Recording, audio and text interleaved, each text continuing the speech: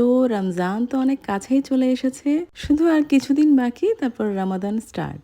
আর কিছু কাজ আপনার এখনই করে নিতে হবে অ্যাজ এ রমাদান প্ল্যানিং। প্রথমত, যদি আপনি গত বছর কোনো কারণে আপনার দ্বারা রোজা রাখা হয়নি, আপনি রোজা রাখতে পারেননি, তাহলে এই মাসে মানে শাবান মাসে রোজাগুলো পূরণ করে দিবেন। দ্বিতীয়ত, যদি আপনার নামাজ কোনো কারণে অনেক বেশি কাজা হয়ে যায়, মানে কখনো আপনি পড়েন কখনো আপনি পড়েন না, তাহলে এই দিনগুলোতে আপনি চেষ্টা করেন রেগুলার নামাজ পড়ার, যাতে রমাদানে আপনি রেগুলার নামাজ পড়তে পারেন। তৃতীয়ত, আপনি যদি দুর্বল হয়ে থাকেন বা অসুস্থ হয়ে থাকেন, তাহলে হেলদি ফুডগুলো খেয়ে আপনি নিজেকে সুস্থ করে তোলেন, যাতে রমাদানে আপনার রোজা রাখতে কোনো সমস্যা না হয়। চতুর্থ, আপনি একটা দোয়ার লিস্ট করে ফেলেন।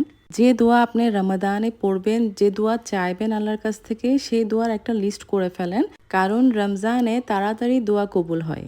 আর পঞ্চম, নিজের কাজ নিয়ে কখনো দুশ্চিন্তা করবেন না যে রমজান আসছে, কিভাবে কাজগুলো করব। রমজানে আপনি আপনার কাজও করেন, রোজাও রাখেন, আর ফ্রি টাইমে যখন বসে থাকবেন তখন বেশি বেশি ইবাদতও করেন।